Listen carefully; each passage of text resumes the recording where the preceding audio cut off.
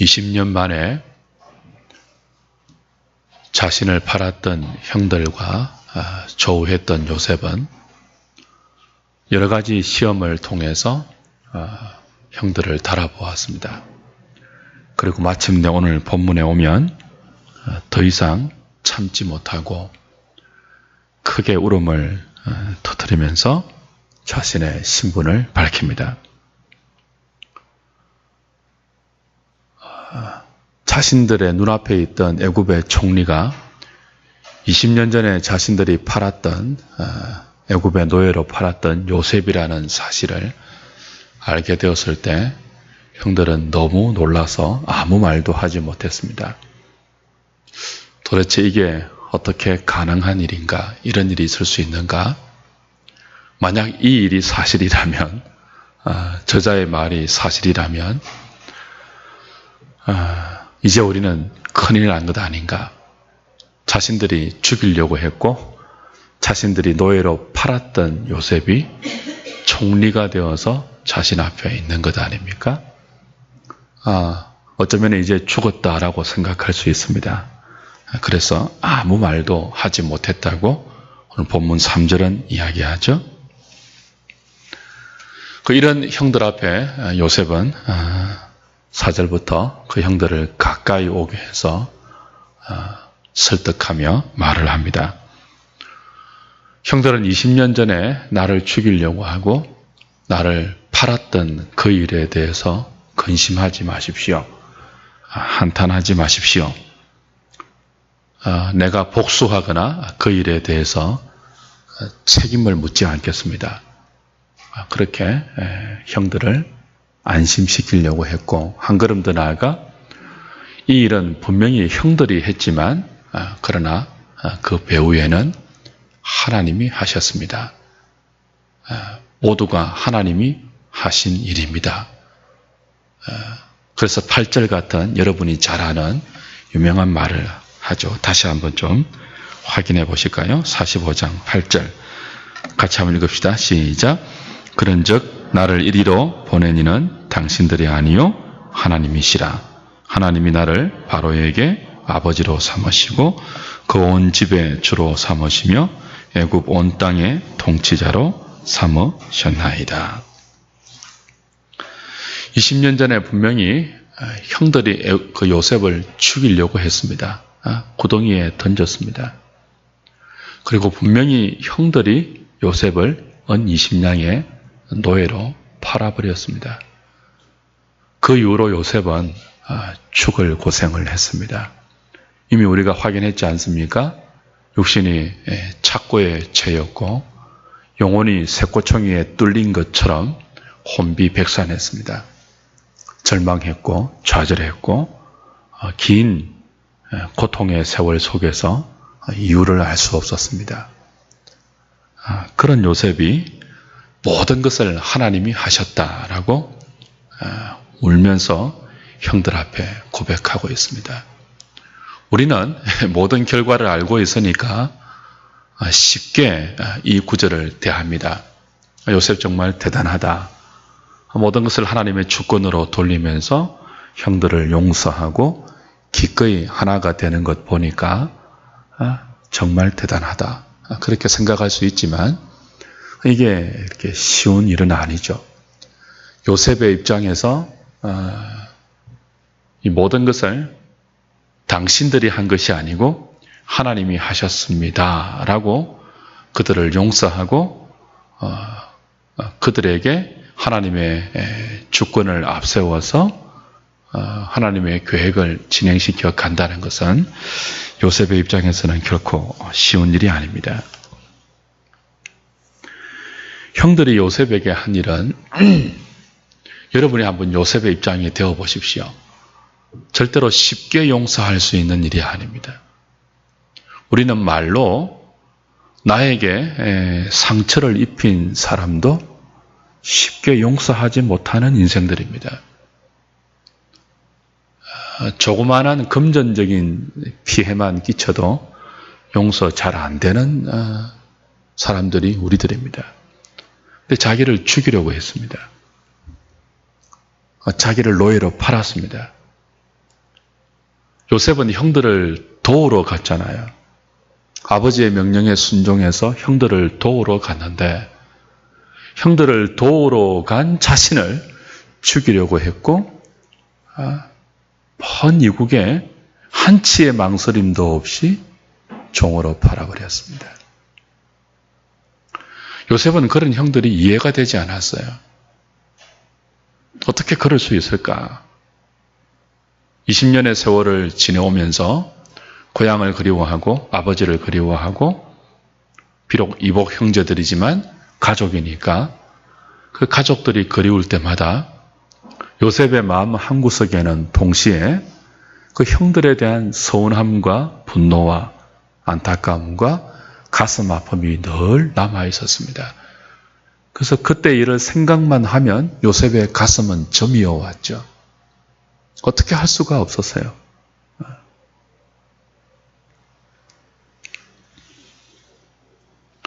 왜 그렇게 형들이 나를 미워하고 나를 죽이려고 했을까? 어떻게 한치의 망설임도 없이 조금의 주저함도 없이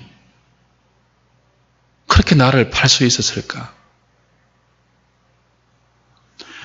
그런 형들을 20년 만에 만난 거예요. 긴 세월을 돌아와서 자기는 총리가 되어 있고 형들은 자기의 도움이 아니면 살 수가 없는 궁색한 형편의 사람들로 기가 막히게 만나게 되었습니다. 요셉은 물론 그것이 하나님이 하신 일인 줄을 알고 있습니다.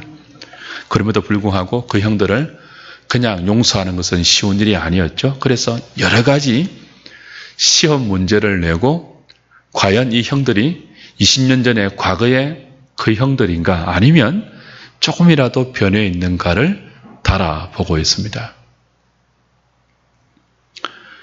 근데 확인해 본 결과는 무엇입니까? 지난주에 본 것처럼 너무나 많이 달라져 있었습니다. 20년 전의 형들이 아니었습니다.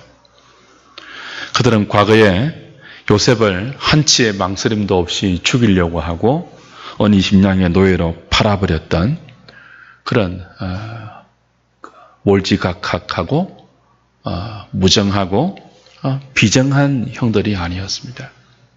요셉이 알고 있는 형은 어떤 형들이 있습니까?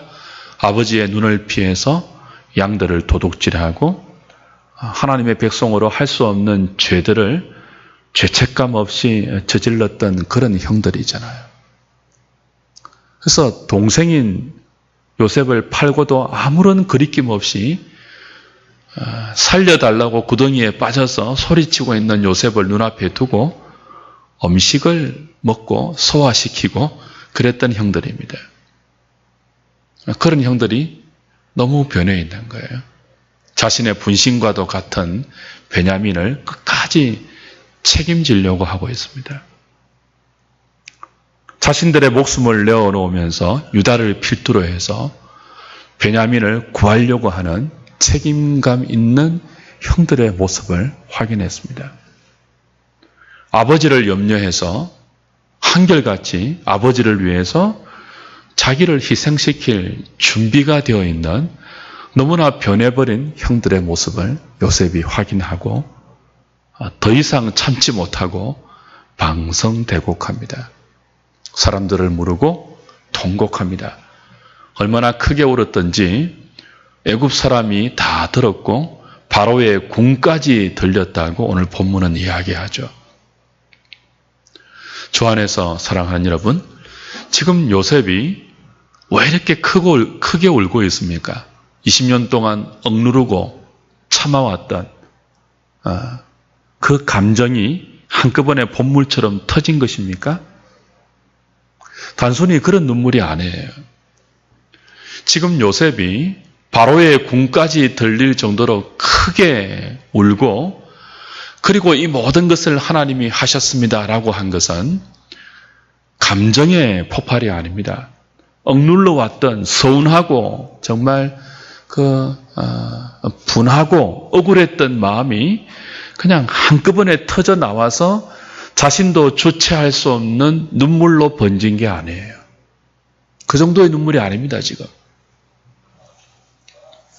지금 요셉이 흘리고 있는 눈물은 형들이 요셉 앞에서 보이고 있는 변화된 태도를 통해서 하나님이 요셉 자신과 형들의 20년 인생 가운데 행해 오신 그 하나님의 일들을 분명하게 목격하고 형들의 입을 통해서 고백되고 형들의 모습을 통해서 확인되고 있는 변화된 형들의 모습. 그건 사실 사람이 할 수 있는 일이 아니죠. 요셉이 느끼기에 이 형들의 너무나 달라진 이 태도의 변화, 말의 변화, 그리고 모습의 변화는 하나님이 아니고는 할 수 없는 놀라운 변화였습니다. 그것을 보고 요셉은 깨닫게 되는 거죠. 자신의 20년 인생, 억울하고 한스럽고 답답하고 어떤 경우 자신도 이해할 수 없었던 그런 고난의 세월. 그런데 형들의 고백을 통해서 다시 한번 확인하는 것이 무엇입니까? 자기 자신만이 아니고 형들의 20년 세월 속에서도 그들이 모르는 가운데 하나님이 해오셨던 일이 있었다는 거죠. 그것이 무엇입니까? 변화시킨 것입니다.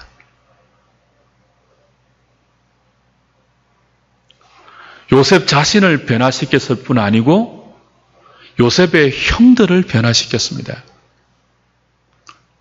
베냐민을 위해서 자신들의 목숨을 내어놓는 희생할 수 있는 사람들, 과거에 20년 전에 형들에게 기대할 수 없는, 꿈도 꿀 수 없는 모습이죠. 가족에 대해서 무한한 책임감을 느끼면서 아버지를 위해서 자신들을 희생하고 있는 자식의 모습. 과거에 20년 전의 형들은요, 아버지를 속였던 형들입니다. 요셉을 팔고 짐승들의 피를 요셉의 옷에 묻혀서 아버지의 마음을 지옥까지 무너지게 했던 형들이에요. 그런 그들이 아버지 야곱을 염려해서 자기들을 다 지금 내려놓고 있습니다. 요셉이 느끼는 것이 무엇입니까? 하나님이 하셨다는 거예요. 이런 형들의 변화는 10명의 형들의 이 한두 명이 아니에요. 10명이라는 이 요셉 형들의 변화는 지난주에 말씀드렸죠? 신약 교회의 원형입니다. 이스라엘 12지파의 조상들 아닙니까? 하나님 나라의 백성들의 모형이에요.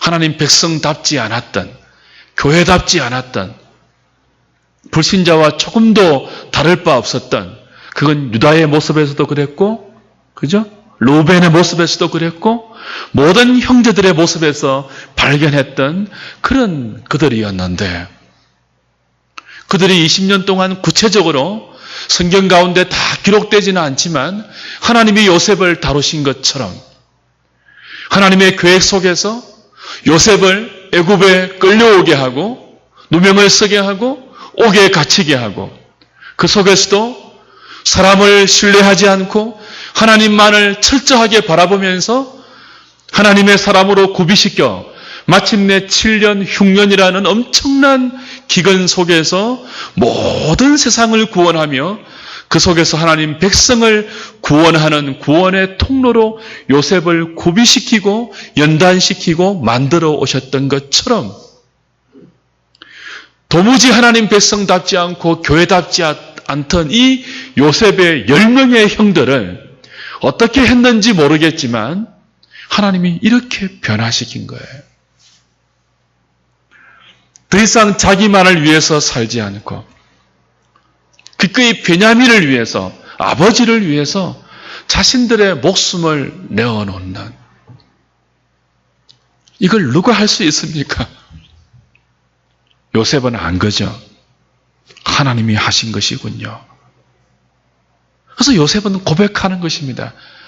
나를 파신 분도 하나님이고 당신들을 통해서 나를 파신 그 하나님이 나만이 아니고 당신들의 생애 속에서도, 내 아버지의 집 속에서도, 그 교회 속에도, 야곱의 교회 속에도, 그 교회 속에 속한 성도답지 못했던 당신들의 삶 속에 나처럼 개입하셔서 오늘 내 앞에서 베냐민을 무한 책임지며 아버지 야곱을 염려하며 지체들을 서로 돌보는 이 자리까지 나의 하나님께서, 당신들을 통해서 나를 파셨던 그 하나님께서 나만이 아니고 당신들도 이 자리까지 만들어 오셨군요.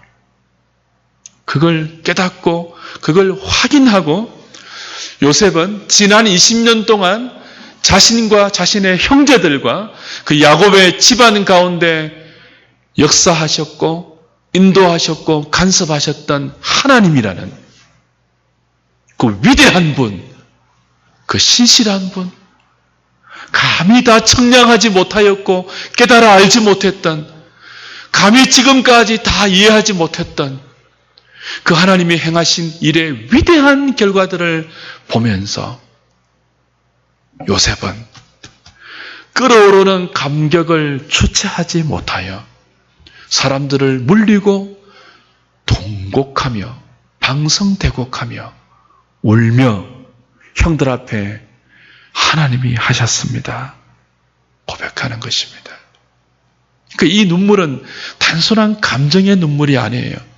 하나님이 20년 동안 자신과 자신의 가정과 아버지 집안과 형제들에게 행하신 너무나 부정할 수 없는 놀라운 일들을 보면서 그 하나님 앞에 항복하는 눈물이라고 볼 수 있죠.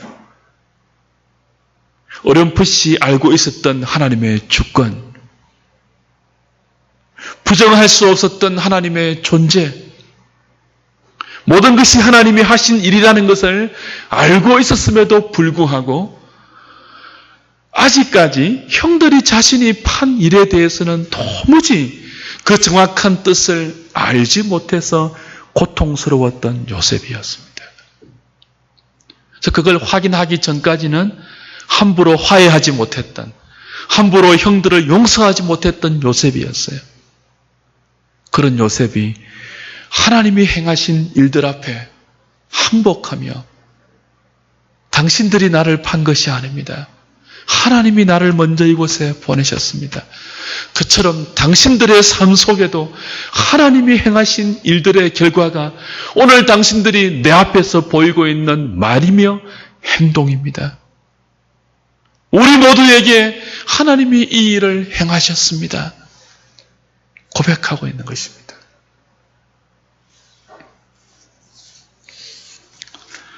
주 안에 사랑하는 여러분, 오늘 이 본문에 사실 우리가 붙들어야 할 가장 중요한 신앙의 핵심적인 원리가 들어있죠.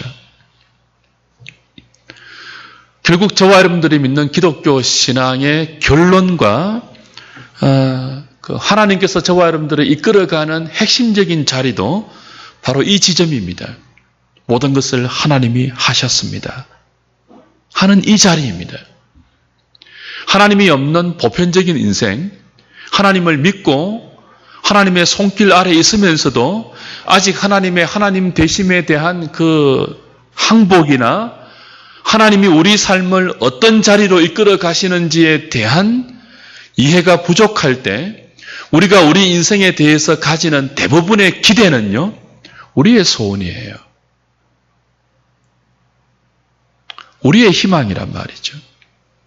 우리의 능력과 우리의 출중함이 하나님의 은혜로 세상 가운데 드러나는 것이며 그것에 기인해서 우리의 삶이 보다 안전해지며 더 부유해지며 더 안락해지며 더 유명해지며 더 인정받는 것이 하나님 없는 보편적인 인생의 꿈이고 하나님을 믿는 사람도 신앙이 어릴 때 하나님이 도대체 우리를 붙들어 오셔서 어디까지 이끌어 가시는지를 모를 때 갖고 있는 대부분의 소원이 그것입니다.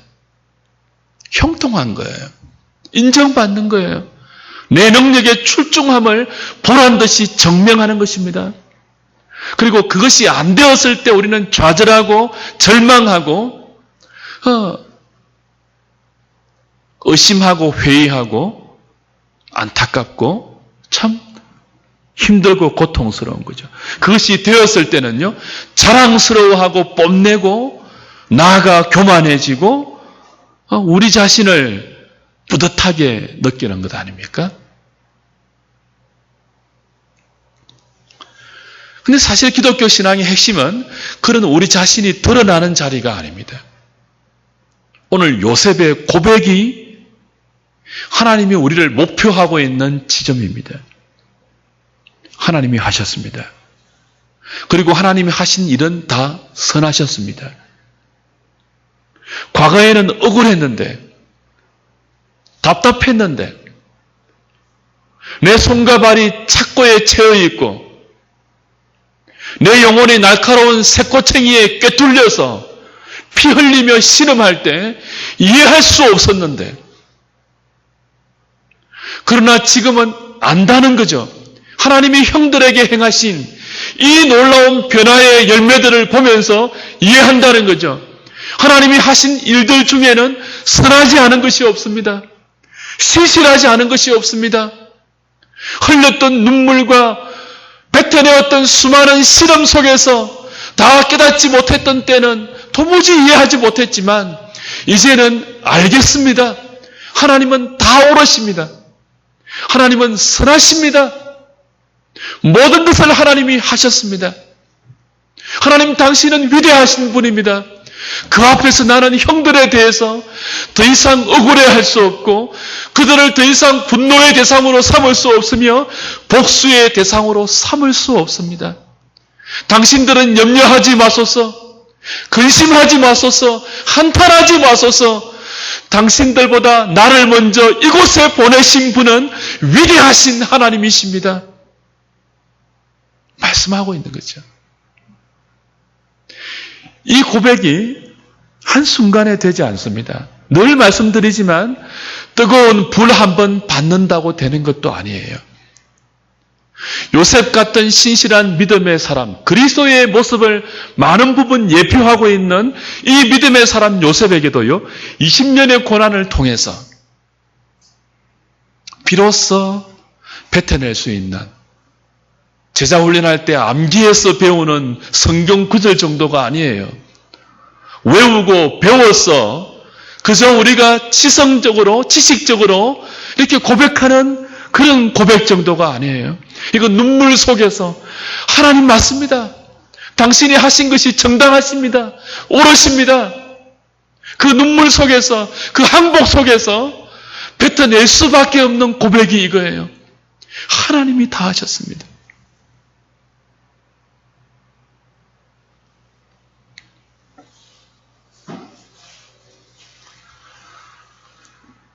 우리는 이런 그 요셉의 고백을 로맨틱하게 그리고 쉽게 생각하면 안 돼요.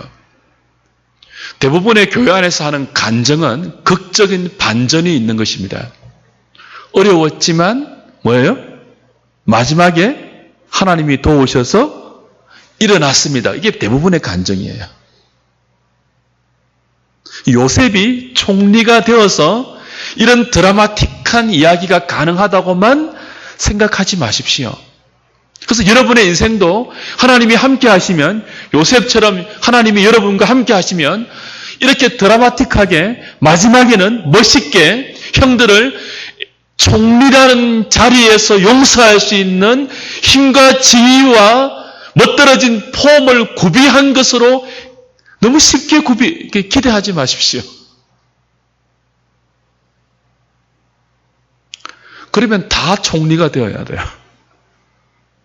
총리 안 되면 이런 고백 못한다는 결론이 나와요. 그렇지 않습니다. 대부분의 저와 여러분 같은 평범한 성도들은요, 총리가 안 된 자리에서 힘과 권세와 폼 낼 만한 지위나 재산이나 권력이 없는 자리에서 하나님은 저와 여러분들을 요셉과 동일한 고백을 할 수 있는 지점까지 이끌어 가십니다. 그것이 어떤 면에서 오늘 저와 여러분들이 하나님의 전능하신 손에 붙들려서 이끌려 가고 있는 목표입니다. 안 되어도, 총리가 안 되어도 끝까지 평범하고 끝까지 힘이 없는 자리에 머물러 있어도 저와 여러분은 어느 순간 입에 발린 고백이 아니고 외워서 하는 입술의 말이 아니고 어느 순간 총리가 아닌 정말 비천하고 낮은 자리에서도 하나님의 은혜를 깨닫고 그래서 눈물 없이는 고백할 수 없는 그 감격과 항복 어린 진심을 가지고 우리는 우리의 삶의 한 지점에서 이 고백을 할 수 있어야 합니다. 어떤 고백이에요? 하나님, 지금까지 끌어오신 내 인생의 모든 여정 속에서 모든 것은 하나님이 하셨습니다. 그 고백을 할 수 있어야 돼요. 그 자리까지 가야 돼요. 그리고 모든 것이 하나님이 하셨는데 그게 선하셨습니다. 그게 나를 위해서도 복이었습니다. 그게 아름다움이었습니다. 그게 옳았습니다. 그게 신실하신 하나님의 복된 손길이었습니다. 그걸 감격 가운데 고백할 수 있는 자리. 반드시 총리가 안 되어도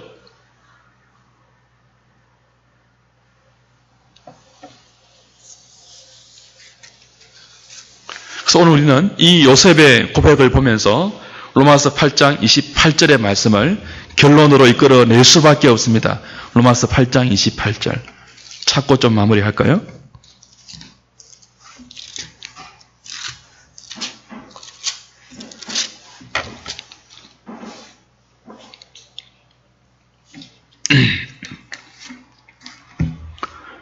로마서 8장 28절 신약성경 250페이지 같이 읽겠습니다. 시작. 우리가 알거니와 하나님을 사랑하는 자, 곧 그의 뜻대로 부르심을 입은 자들에게는 모든 것이 합력하여 선을 이루느니라. 우리가 안 돼요. 우리가 알거니와 그래요. 여러분 아세요?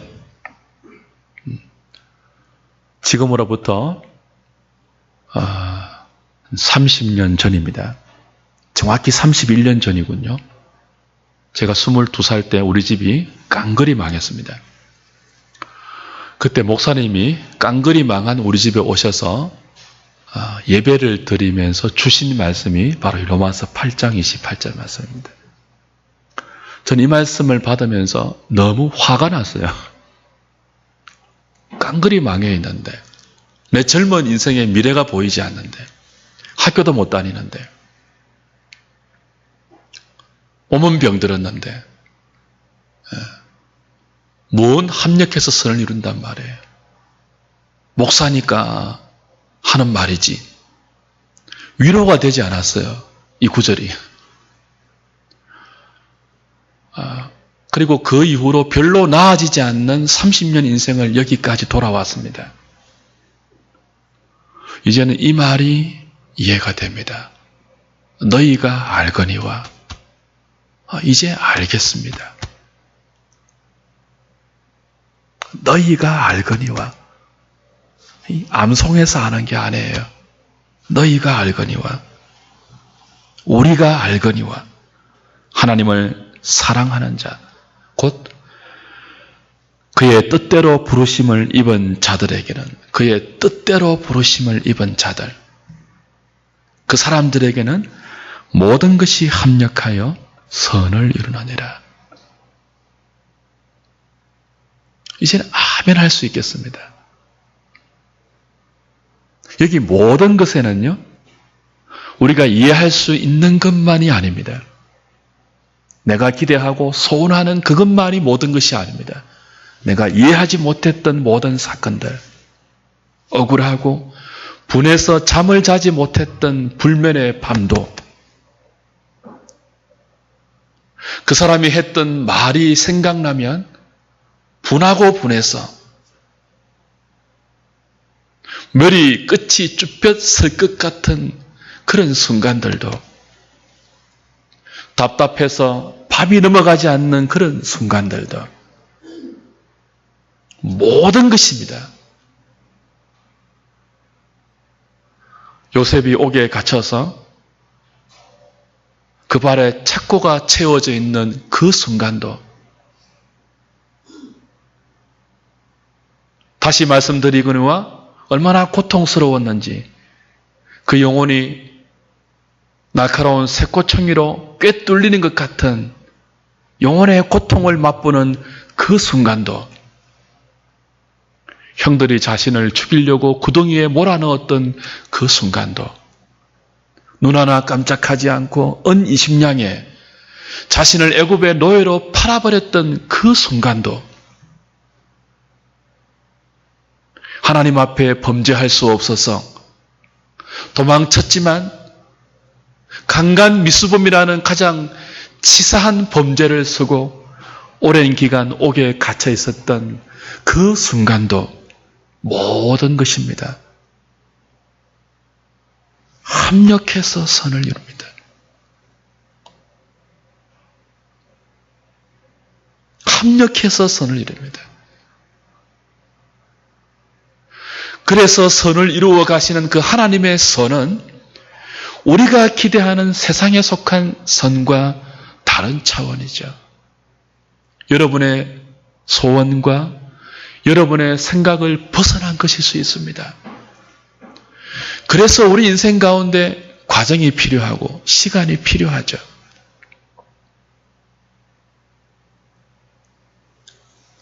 우리는 지금 그 과정 중에 있습니다. 아직 저와 여러분들은 이해는 하지만 눈물 속에서 감격과 항복 속에서 모든 것이 하나님이 하셨습니다 라는 요셉의 고백과 말할 수 없는 이 로마서 8장에 배어있는 사도의 이 감격, 그까지 저와 여러분들이 이르지는 못했죠. 어쩌면 더 많은 세월들이 기다리고 있을 것입니다. 그래서 우리에게는 로마서 8장 18절 이하의 현실이 어쩌면 기다리고 있습니다. 로마서 8장 18절 조금 전에, 조금 앞에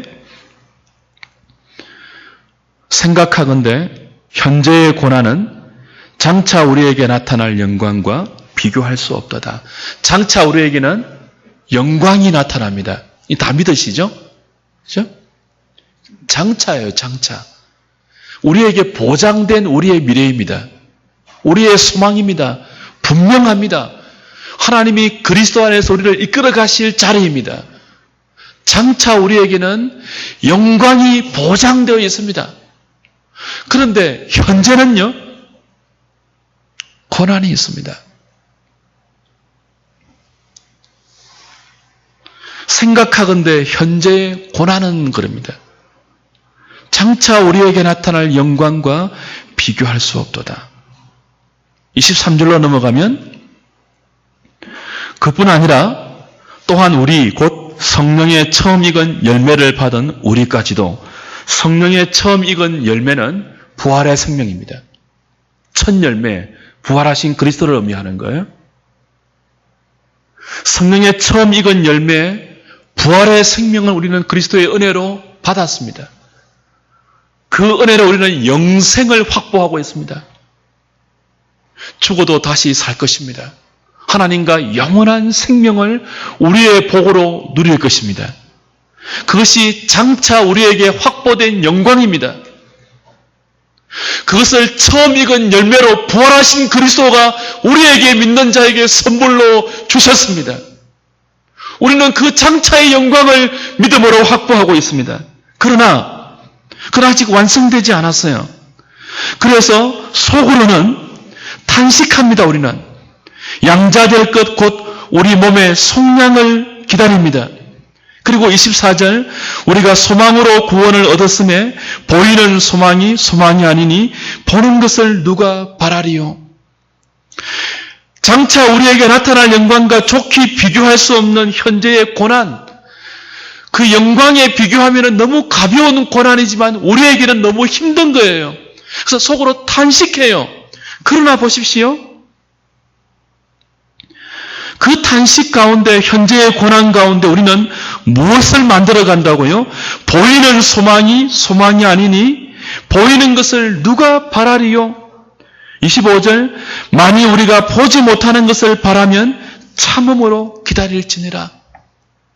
보이는 것을 소망하는, 아까 말씀드린 것처럼 우리의 출중함이나 우리의 능력이나 우리의 지혜나 우리의 가진 것이나 우리의 기대가 충족되어서 그런 방식으로 우리 인생이 사람들에게 인정받으며 박수받으며 높아지며 더 안락해지며 성공을 구가하는 그 정도의 소망이 아니고 그건 다 보이는 소망이에요. 그 보이는 소망을 그리스도라는 이름으로 우리에게 확보해 주는 것이 기독교 신앙이라면 고난이 필요 없습니다. 무슨 고난이 필요하겠습니까? 그냥 예수 이름으로 척척 안겨주시면 되는 것이죠, 그건. 그러나 우리가 그리스도 안에서 처음 익은 열매를 그리스도의 부활 생명으로 받아서 장차 영광을 우리의 생명으로, 우리의 소망으로 받아서 확보하고 있는 것이 우리의 소망이라면 그건 보이는 소망이 아니라는 거예요. 보이지 않는 사람들이, 예수 모르는 사람들이 기대하는 그 소망과는 다른 차원의 소망, 하나님이 나의 즐거움이 되고 하나님이 하신 일이 모두가 선한 것이라는 고백 속에서 하나님만을 나의 기업으로 삼고 그분이 내 하나님이 되어 있는 것이 무엇과도 바꿀 수 없는 기쁨이 되는, 이걸 어떻게 말로 다 설명할 수 있겠습니까? 그 자리로 가기까지 장차 우리에게 확보되어 있는 그 영광과 좋게 비교할 수 없지만 현재 저와 여러분들의 삶 속에는 과정에 고난이 있다고요. 그 고난을 통과하지 않으면 우리는 우리 인생의 모든 것을 하나님이 하셨다는 이 진심 어린 고백을 뱉어내지 못합니다. 그리고 보이지 않는 것을 참음으로 기다리면서 소망하는 하늘의 백성이 될 수 없다고요. 그래서 요셉에게도 20년 동안 그 긴 고난의 세월이 필요했던 것입니다.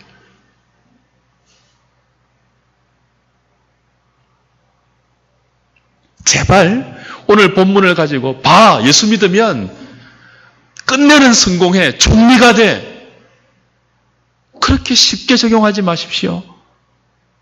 총리 안 된 사람이 99.9%예요. 현실은. 총리 비서도 안 된다고요.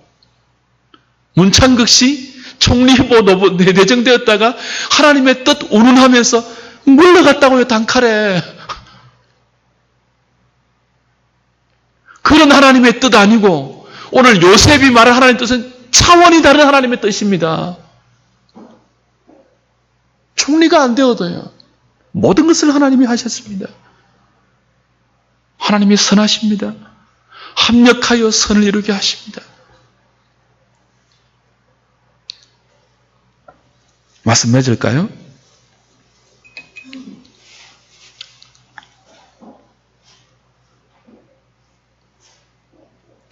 우리의 현실은 부족함과 미흡함과 때로는 그로 인한 억울함과 갈등이 있을 수 있습니다. 그때마다 여러분 기억하십시오.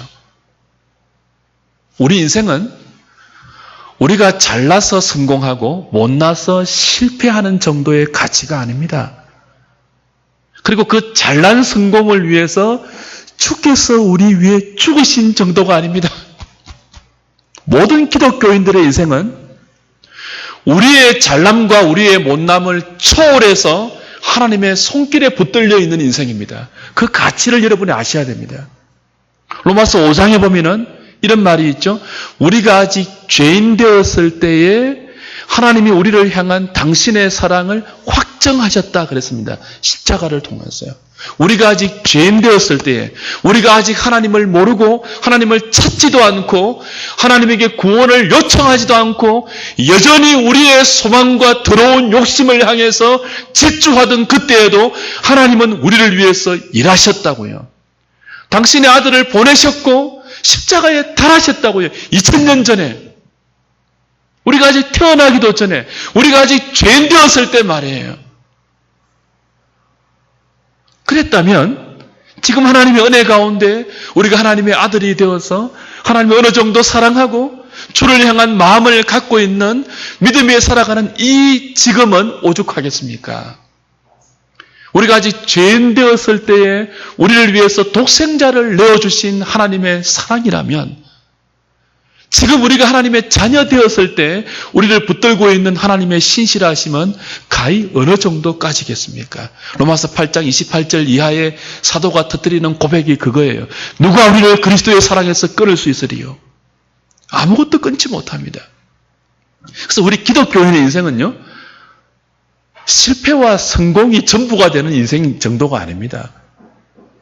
그걸 훨씬 뛰어넘어서 하나님의 손길 안에 붙들려 있는 인생이에요. 그래서 우리가 실패하는 그 지점도 미련하게 우리가 다시 죄를 짓고 다시 넘어지고 다시 내가 왜 이럴까? 도대체 나라는 인생이, 나라는 존재가 이것밖에 안 되는가 하는 그 자리에서도요, 하나님은 우리를 신실하게 인도하는 그 존재가 우리입니다. 우리.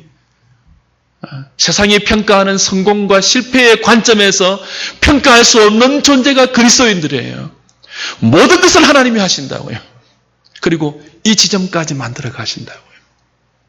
보이는 것을 소망하지 않고 보이지 않는 것을 소망하기 때문에 참음으로 기다려낼 수 있고 장차 우리에게 허락될 그 영광에 비해서 좋게 비교가 안 되는 현재의 고난 속에서도 모든 것을 하나님이 하신다는 믿음을 가지고 우리 인생을 마침내 바라볼 수 있고 다른 지체의 인생도 그렇게 바라볼 수 있는 유일한 존재들, 성공과 실패로 인생을 판단하지 않고 그 성공과 실패의 관점에서 세상을 보지 않을 수 있는 유일한 존재들, 하나님은 그 자리로 저와 여러분들을 이끌어 가십니다.